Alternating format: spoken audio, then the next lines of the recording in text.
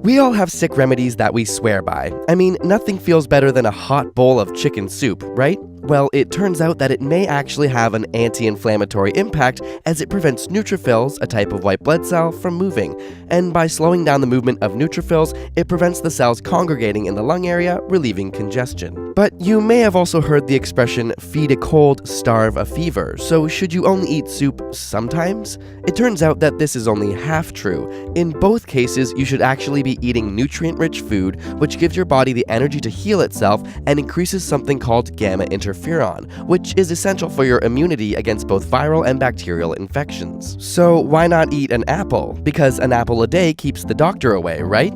Well, to a degree. 100 grams of apple contain the same antioxidant power as 1500 milligrams of vitamin C, which has been shown to inhibit the growth of both liver and colon cancerous tumors. Their peels, which are rich in flavonoids, are also linked to a reduced risk of coronary heart disease. So while it may be associated with less visits to the doctor, and as a preventative medicine for your overall health, its impact on the common cold is still debated. So what about just taking lots of vitamin C, whether in the form of lemons, other foods, or pills? It turns out in a double-blind study, it didn't reduce the incidence of the common cold. However, it did significantly reduce the length of colds. This may be due to the increased growth in T cells, which are white blood cells involved in your immune response, as well as an increased production of interferon, which causes virus-infected cells to ramp up their antiviral defenses. If you're in need of some immediate relief for a cough or sleeping difficulty from a respiratory infection, honey has your back.